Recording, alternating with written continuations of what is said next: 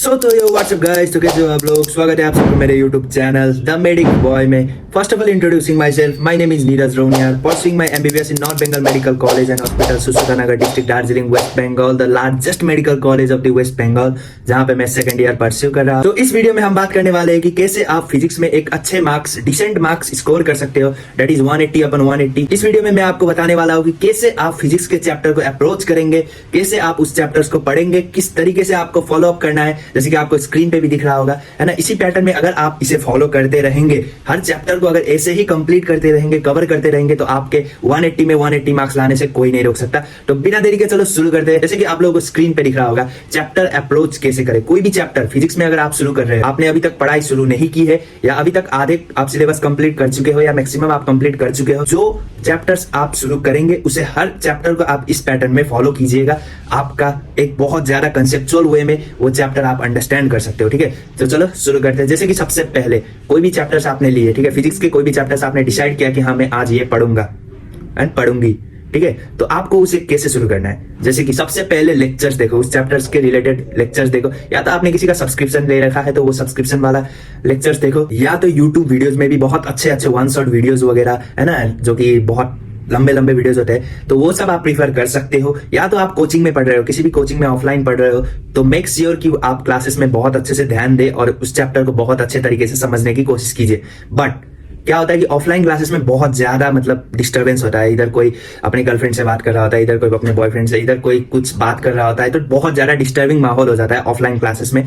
अगर आपको offline classes में समझ नहीं आ रहा है, मेक श्योर कि आप लेक्चर्स देखो आके। सबसे पहला काम है आपका लेक्चर्स देखना, एक बहुत बेसिक सा बेस बनाना, क्रिएट करना, ताकि आपको आगे क्वेश्चन सॉल्विंग में प्रॉब्लम ना हो, ठीक है। तो मेक श्योर सबसे पहले लेक्चर्स देखो, जो भी चैप्टर आप शुरू कर रहे हो उसके लाइक यूट्यूब लेक्चर्स देख सकते हो, सब्सक्रिप्शन वाले लेक्चर्स देख सकते हो, एंड मेनी मोर। कोई भी लेक्चर्स देखो पहले, तो अपना बेस क्लियर करो कि हाँ इस चैप्टर में ये है, ऐसे मैं समझ सकता हूँ, ठीक है। और ऑफलाइन क्लासेस अगर ले रहे हो तो मेक श्योर कि अगर तुम्हें समझ आ रहा है, ठीक है, बट अगर थोड़ा सा भी तुम्हें लग रहा है कि नहीं मेरा कंसेप्ट क्लियर नहीं हुआ है, मेक श्योर कि लेक्चर्स देखो, ठीक है। चलो शुरू करते हैं दूसरा चीज। उसके बाद तुम्हें क्या करना है, लेक्चर्स देख लिए, लेक्चर्स देखते देखते तुम्हें नोट्स बनाने हैं। बहुतों को क्या लगता है कि नहीं मैं बस लेक्चर्स देख के जाऊंगा, मेरा कंसेप्ट बहुत क्लियर हो जाएगा, अच्छे मार्क्स आ जाएंगे, बट ये सब खेल नहीं है।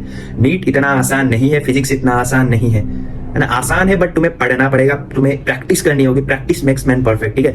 तो तुम्हें मेक श्योर करो कि जब भी पढ़ो, कोई भी सब्जेक्ट पढ़ो, तुम्हारे हाथ में पेन होना चाहिए, पेंसिल होना चाहिए, जो भी हो, एंड कॉपी होना चाहिए जिसमें तुम लिखो, नोट्स बनाओ। नोट्स प्रॉपर बनने चाहिए, किसी भी चैप्टर्स के नोट्स बनाना बहुत जरूरी है। और जैसे कि मैंने बायो में भी कहा था, आपको दो टाइप्स के नोट बनाने, एक बहुत लंबा नोट्स जिसे थोड़ा सा समय लगे, एज कंपेयर टू लेक्चर्स या बुक से तो थोड़ा कम ही लगे समय, बट तुम्हें लगे समय, वैसा लॉन्ग नोट्स होना चाहिए जिसमें तुम बहुत अच्छे से क्लियर वे में लिखे होंगे, जो कि तुम्हें बाद में अगर रिवाइज करना पड़े तो 20 मिनट आधे घंटे में तुम उसे रिवाइज कर लो अच्छे से, ठीक है। और एक होता है बहुत शॉर्ट नोट, जिसमें तुम बहुत IMP टॉपिक्स लिखोगे, IMP वेरी वेरी इंपॉर्टेंट चीजें बस उसमें लिखोगे, जो कि तुम्हें पढ़ने में बस 1 से 2 मिनट, 5 मिनट, ज्यादा से ज्यादा मैक्सिमम 5 मिनट लगे। तो उस टाइप का एक नोट बनाना है। और मेक श्योर करो कि फिजिक्स में जब नोट्स बना रहे हो, एक तुम्हें अलग सा नोट बनाना है जिसमें तुम्हें बस फॉर्मूलाज लिखने हैं, हर एक चैप्टर के फॉर्मूलाज तुम्हें लिखने हैं उसमें। तो formula are very very important. बहुतों को लगता है कि नहीं मैं डिराइव करके सॉल्व कर लूंगा, है ना, बहुत चीजें, बट उस समय हमारा मेन मोटिव होता है कि हम कैसे भी करके टाइम बचाए। जितना भी टाइम हम सेव करते हैं उतना हमारे लिए अच्छा है। अगर तो कोई भी क्वेश्चन अगर फिजिक्स का कॉम्पिटिटिव एग्जाम में जब तुम नीट दे रहे हो, अगर तुम्हारा फॉर्मूला से बन पा रहा है, तो मेक श्योर कि तुम फॉर्मूला से ही बनाओ, क्योंकि उसमें जो तुम टाइम बचाओगे तुम दूसरे क्वेश्चंस में दे पाओगे। क्योंकि बहुतों का मेन दिक्कत यही है कि टाइम मैनेजमेंट नहीं होता, कुछ क्वेश्चंस छूट जाते हैं जिसके कारण उनका सिलेक्शन रह जाता है। तो मेक श्योर कि टाइम बचाओ और फॉर्मूलाज अच्छे से याद होने चाहिए, इसलिए एक सेपरेट नोट बनाओ जिसमें तुम बस फॉर्मूलाज लिखो। चलो नेक्स्ट चीज हम देखते हैं, रिवाइज करो, ठीक है। रिवाइज करो, फॉर्मूलाज अच्छे से याद करो। जैसे कि तुमने एक बार लेक्चर्स देख लिए, कोचिंग में तुम ऑफलाइन अगर गए हो, बाई चांस तुम्हें समझ आया है, ठीक है, उसे ही रिवाइज कर लो। लेकिन अगर समझ नहीं आया, लेक्चर्स देख लो। लेक्चर्स देखने के बाद तुमने नोट्स बना लिए, बहुत अच्छे तरीके से नोट्स बना लिए। नोट्स बनाना बहुत जरूरी है। उसके बाद तुम्हें क्या करना है, उसे रिवाइज करना है। वही लेक्चर्स को तुम, जैसे ही लेक्चर्स कंप्लीट हुआ, एक बार दोबारा से लेक्चर रिवाइज कर लो, क्योंकि एक बार में कभी भी हर चीज याद नहीं होता, हर चीज दिमाग में नहीं जाता, कुछ ना कुछ छूट जाता है। तो जब दूसरी बार तुम देखोगे, तुम्हारा जो पहले बारी में जितना याद हुआ है वो सबका तो रिवीजन हो ही गया। और कुछ चीजें अगर छूट गया बाई चांस, तुम्हारे आंखों से निकल गया था, तो उसे तुम दोबारा से रीगेन कर सकते हो। कुछ छूट गया है तो उसे भी ऐड करो एंड रिवाइज करो, ठीक है। रिवाइज करना बहुत जरूरी है। एक बार रिवाइज कर लो, जैसे कि चैप्टर कंप्लीट हो, लेक्चर्स कंप्लीट हो, उसके बाद अपना नोट्स रिवाइज करो, उसी समय नोट्स रिवाइज करो, एंड मेक श्योर कि फॉर्मूलाज भी तुम उसी समय रिवाइज करो, ठीक है। तो ये चीजें करना ही है तुम्हें। उसके बाद जाओ, जब तुम लेक्चर्स देख चुके हो, नोट्स बना चुके हो, फॉर्मूलाज के नोट्स बना चुके हो, शॉर्ट नोट, लॉन्ग नोट, उसके बाद तुम जब रिवाइज कर चुके हो दोबारा से लेक्चर्स, नोट्स, उसके बाद जाओ तुम क्वेश्चन सॉल्विंग में। मेन चीज क्या होता है कि लोग क्या करते हैं, एक बार लेक्चर्स देखे उसके बाद क्वेश्चन सॉल्विंग में चले जाते हैं। क्वेश्चन सॉल्विंग करते हुए उन्हें ये एहसास होता है कि अरे क्वेश्चंस बन नहीं रहे, तो उनका कॉन्फिडेंस ऐसे ही लो हो जाता है, ठीक है। और मेन चीज नीट में जो चाहिए होता है वो है कॉन्फिडेंस। जब तुम्हारा कॉन्फिडेंस हाई होगा, ओवर कॉन्फिडेंस नहीं चाहिए, बट तुम्हारा कॉन्फिडेंस जब हाई होगा तभी तुम्हारा सिलेक्शन हो पाएगा। तो खुद पे कॉन्फिडेंस रखना बहुत जरूरी है।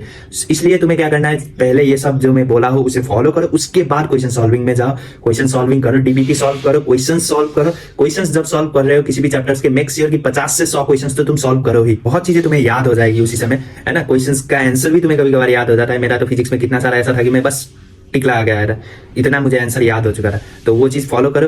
बाकी उसके बाद टेस्ट दो, हर एक चैप्टर वाइज टेस्ट होता है। जैसे कि लाइक कोई ऐप होगा, है ना, या तो कोई इंस्टीट्यूट में भी चैप्टर जैसे ही कंप्लीट होता है तो टेस्ट लिया जाता है। वो चीज हमेशा अटेम्प्ट करो, वो चीज कभी मत छोड़ो। वो चीज से क्या होता है, तुम्हें पता चलता है कि तुम्हारा चैप्टर का कंसेप्ट कितना क्लियर हुआ है, क्वेश्चंस कितने बना पा रहे हो तुम। तुम्हारा एक अच्छा डिसेंट मार्क्स आता है तो सही है, अगर नहीं बहुत ज्यादा बिलो मार्क्स आ रहा है दैट मींस तुम्हारा चैप्टर क्लियर नहीं हुआ है, चैप्टर का कंसेप्ट क्लियर नहीं हुआ है। तुम्हें दोबारा एक बार इसी पैटर्न को फॉलो करना है। सो मेक श्योर कि टेस्ट दो। टेस्ट बहुत लोग डरते हैं देने के लिए, उन्हें लगता है अरे नहीं हो पाए, मतलब कॉन्फिडेंस हिल जाएगा, बट वो चीज तुम्हें पता चलता है कि तुम कहां तक समझे हो चैप्टर को। तो वो चीज मिस्टेक मत करो, टेस्ट देना जरूरी है। उसके बाद रिवाइज करो टाइम टू टाइम, जैसे कि 1 हफ्ता 2 हफ्ता के गैप में तुम्हें रिवाइज करते रहना है उस चैप्टर को। जैसे लेक्चर्स देख लिए, नोट्स एक बार रिवाइज कर लिए, उसके क्वेश्चन लगा लिए।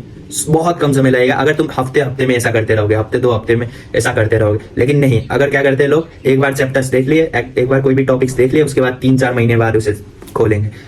उससे तुम्हें क्या होगा कि तुम हर चीज भूल चुके होगे, ठीक है। 3-4 महीने तक किसी को भी याद नहीं रहता भाई। तुम्हें बस ऐसा नहीं है कि याद नहीं रहता, मुझे भी याद नहीं रहता, टॉपर्स को भी याद नहीं रहता। सो मेक श्योर कि टाइम टू टाइम रिवाइज करते रहो, रिकॉल करते रहो। जितना रिकॉल करोगे उतना एग्जाम के टाइम पे हेल्प होगा, क्योंकि एग्जाम के टाइम पे तुम्हें क्या करना है, ऑफकोर्स उस समय भी रिकॉल ही करना है। जो भी क्वेश्चन तुम सॉल्व करोगे तुम्हें रिकॉल करना है, रिवाइज करना है कि हाँ ये कहाँ था, क्या था, कैसे करना है। तो जब तुम टाइम टू टाइम रिवाइज करते रहोगे हर टॉपिक्स को, हर लेक्चर्स को, तो तुम्हारा माइंड खुद ब खुद शार्प होता जाएगा। थोड़ा सा समय लगेगा, थोड़ा सा मेहनत करना होगा। इसी समय है मेहनत करने की बारी, इसी समय है तुम पूरा लग जाओ।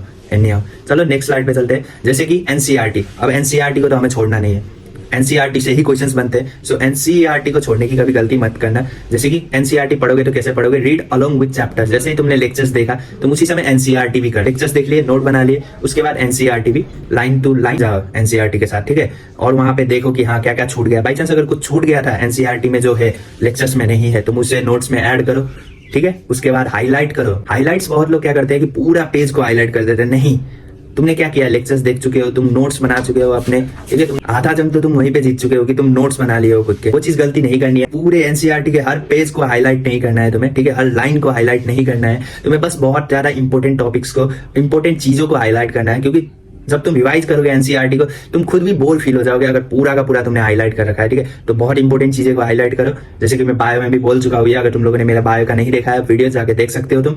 उसके बाद रिवाइज करो एनसीईआरटी को एक बार। सिंपल सा फंडा है, इतना करते जाओ, तुम्हें हर चैप्टर्स दिमाग में पूरा अच्छी तरीके से सेट हो जाएगा। एग्जाम के समय में बहुत हेल्प होगा। जैसे कि मैंने क्या कहा, एनसीईआरटी लेक्चर्स देख लिए तुम, उसके बाद नोट्स बना लिए, है ना, फॉर्मूलाज वगैरह लिख लिए, उसके बाद एनसीईआरटी के हर एक लाइन से जाओ।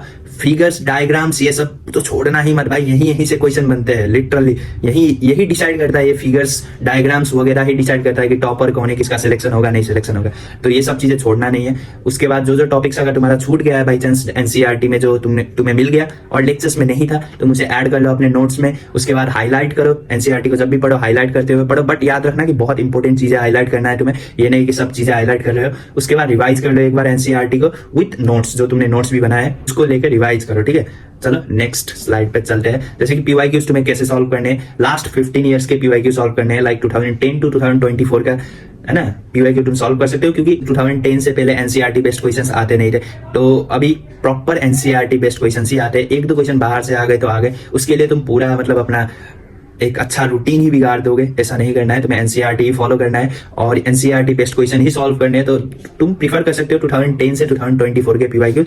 और एक बात याद रखो कि तुम्हें 2010 से 2024 के पीवाईक्यूज कम से कम 3-4-5 बार रिवाइज करके जाने, ठीक है। पीवाईक्यूज को भी मत छोड़ो, क्योंकि आने वाले तो पीवाईक्यूज ही है, 50% से ज्यादा पीवाईक्यूज ही आएंगे। तो तुम्हें याद रखना है कि हाँ ये चीज मैंने सॉल्व किया है, हाँ इस चीज को मैंने ऐसे सॉल्व किया था। तुम्हें प्रॉपर नॉलेज होना चाहिए, इसलिए कम से कम 3 4 5 बार रिवाइज करके जाओ, ठीक है। PYQs को भी बहुत लोग क्या करते हैं, बस एक बार कर लिया हो गया, लेकिन वो चीज याद नहीं रहता। तुम्हें भी याद नहीं रहता, मुझे भी याद नहीं रहता, किसी टॉपर्स को भी याद नहीं रहता है। अब नोट्स कैसे बनाओगे, जैसे कि मैं बता चुका हूँ 2 टाइप्स के नोट होंगे, लॉन्ग नोट्स, एक शॉर्ट नोट्स, और उसमें फॉर्मूलाज। मेन शॉर्ट नोट्स में फॉर्मूला चाहिए होंगे, तो वो चीज ध्यान में रखो। बाकी टेस्ट कंपलसरी है, तुम्हें टेस्ट देना ही है हर संडे। ये वाला टेस्ट क्या है कि हर संडे जो टेस्ट होता है, जितने भी तुम चैप्टर्स पढ़ चुके हो या इंस्टीट्यूट जो लेता है टोटल एक ओवरऑल टेस्ट, तो वो टेस्ट तुम्हें छोड़ना ही नहीं है हर संडे का। एक अलग सा टेस्ट है जो कि चैप्टर वाइज टेस्ट है, वो भी तुम्हें करना है, एंड ये वाला टेस्ट भी तुम्हें प्रॉपर्ली अटेंड करना है। अब जैसे कि जब भी फिजिक्स पढ़ना शुरू करो, हमेशा कोशिश करो, अगर तुम नए हो, ठीक है, अभी तक तुमने फिजिक्स पढ़ना शुरू किया नहीं है, तो कोशिश करो कि बेसिक्स चैप्टर से शुरू करो। तुम हमेशा डायरेक्ट एक हाई लेवल चैप्टर्स पे जंप मत करो, बेसिक्स चैप्टर को पहले क्लियर करो, क्योंकि हाई लेवल चैप्टर्स जो होते हैं उसमें बेसिक्स कॉन्सेप्ट ही यूज होते हैं। अगर तुम्हारा बेसिक कॉन्सेप्ट ही क्लियर नहीं है, बेसिक चैप्टर्स ही क्लियर नहीं है, तुम वो हाई कॉन्सेप्ट वाला चैप्टर्स अटेम्प्ट नहीं कर पाओगे, उसके क्वेश्चन सॉल्व नहीं कर पाओगे। तो मेक श्योर कि बेसिक्स चैप्टर्स सॉल्व करो पहले, उसके बाद जाओ हाई कॉन्सेप्चुअल चैप्टर्स में।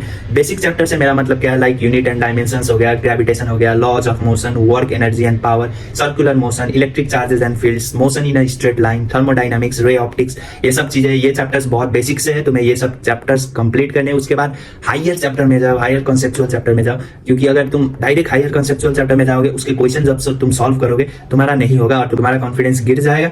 और जैसा कि मैं बोल चुका हूँ, नीट अगर तुम्हें क्रैक करना है, तुम्हें कॉन्फिडेंस बरकरार रखनी है अपने पे, ठीक है। तो चलो नेक्स्ट चीज है पॉइंट्स टू बी रिमेंबर। क्या क्या पॉइंट्स तुम्हें रिमेंबर करना है, वो चीज एक बार मैं बता देता हूँ दोबारा से। जैसे कि watch the lectures of related topics, तुम्हें पहले लेक्चर्स देखना है किसी भी रिलेटेड टॉपिक्स का, प्रॉपर्ली नोट्स बनाओ, नोट्स प्रॉपर बनने चाहिए। Note the formulas in a very good manner, एक प्रॉपर मैनर वे में तुम्हें फॉर्मूलाज लिखने हैं, ताकि जो कि तुम अच्छे से रिवाइज कर सको, अच्छे से याद कर। उसके बाद revise the lecture followed by notes followed by formula. पहले रिवाइज करो लेक्चर को, उसके बाद नोट्स को, फिर फॉर्मूलाज को। Solve the question related to that topic, वो टॉपिक से रिलेटेड क्वेश्चन सॉल्व करो, जो कि अबाउट 100 एटलीस्ट 100 क्वेश्चन सॉल्व करने की कोशिश करो हर चैप्टर से, हर टॉपिक से। Give the test of that topics, वो टॉपिक्स का तुम्हें टेस्ट भी देना है, तुम्हें पता चलेगा कि हाँ तुम कितने अच्छे बने हो, कितना तुम्हें अच्छे से ये चैप्टर कंसेप्चुअली याद हुआ है, ठीक है। वैसे उसके बाद तुम्हें क्या करना है, रिवाइज द चैप्टर्स, चैप्टर को रिवाइज करते रहो, नोट्स को रिवाइज करते रहो, फॉर्मूलाज को रिवाइज करते रहो, एंड मेनली MCQ को भी रिवाइज करते रहो टाइमली। 1 हफ्ता 2 हफ्ते के गैप में, अगर छोड़ दोगे फिर 3 महीने बाद शुरू करोगे तो तुम्हें नया नया ही लगेगा, उस समय तो कुछ भी नहीं कर सकते। फिर जब तुम्हें नया लगेगा, उससे समय ज्यादा मेहनत करनी पड़ेगी। सो मेक श्योर कि टाइम पे रिवाइज रिकॉल करते रहो। जैसे कि नीट में भी तुम्हें रिवाइज रिकॉल की ही जरूरत होगी जब तुम एग्जाम दे रहे होगे उस समय, तो जब तुम अभी से रिवाइज रिकॉल करोगे, तुम्हारा एक अच्छा कंसेप्ट बनेगा, ठीक है। जैसे कि और बाकी बात करें तो, if questions can be solve by formula then always go with formula solving to save time. तुम्हें टाइम सेव करना है। अगर कोई भी चैप्टर, कोई भी क्वेश्चन अगर तुम्हारा फॉर्मूला से सॉल्व हो रहा है, तो मेक श्योर कि उसे फॉर्मूला से ही सॉल्व करो। तुम्हारा कुछ समय बचेगा जो कि तुम नेक्स्ट क्वेश्चन में दे पाओगे, तो तुम्हारा क्वेश्चन छूटने का चांसेस बहुत कम हो जाएगा, ठीक है। Always try to solve the 99% question. कोशिश करो कि जिस भी चैप्टर का तुम क्वेश्चन कर रहे हो 99% तुम्हारा सॉल्व हो। 1-2% ना हो तो चलेगा, उसे क्या करो, रट्टा मारिंग, मतलब रट्टा मार लो उसे कि हाँ उसका आंसर याद कर लो, उसके प्रोसेस याद कर लो कि हाँ ऐसे ऐसे हुआ है। तो 1% अगर ना बने तो ठीक है, बट 99% तुम्हारा बनने चाहिए। व्हाइल स्टार्टिंग क्वेश्चन सॉल्विंग, है ना, क्वेश्चन सॉल्विंग जब तुम स्टार्ट करो, once have a revision of that chapter and their formula. जब भी किसी भी चैप्टर का क्वेश्चन सॉल्विंग तुम शुरू कर रहे हो, मेक श्योर कि तुम उस चैप्टर को एक बार रिवाइज कर लो, उसके फॉर्मूलाज को एक बार पढ़ लो, ताकि जब तुम क्वेश्चन सॉल्व करो, हाँ तुम्हें पता चले कि हाँ ये इस चीज का यहाँ पे लग रहा है, ताकि तुम्हारा मैक्सिमम क्वेश्चन सॉल्विंग हो, ठीक है। तो जिसके कारण कॉन्फिडेंस बिल्डअप होगा एंड तुम नीट फाड़ दोगे, ठीक है। और मोटिवेशन रखो, नेवर गिव अप एटीट्यूड रखो, कभी भी हार मत मानो, भले ही अभी सही समय नहीं चल रहा हो, ठीक है, बट एक समय आएगा जब तुम्हारा अच्छा समय भी आएगा। तो मेक श्योर कि तब तक तुम्हें गिव अप नहीं करना है, जब तक वो अच्छा समय नहीं आता। अंधेरा है तो सूरज भी आएगा, ये चीज तुम्हें पता ही है। अभी बुरा समय है तो एक अच्छा समय भी आएगा, तब तक तुम्हें हार नहीं माननी है, बस इतना याद रखो। वीडियो पसंद आया हो तो make sure to like share and subscribe the channel. मिलते हैं आप सबसे नेक्स्ट वीडियो में। Okay bye.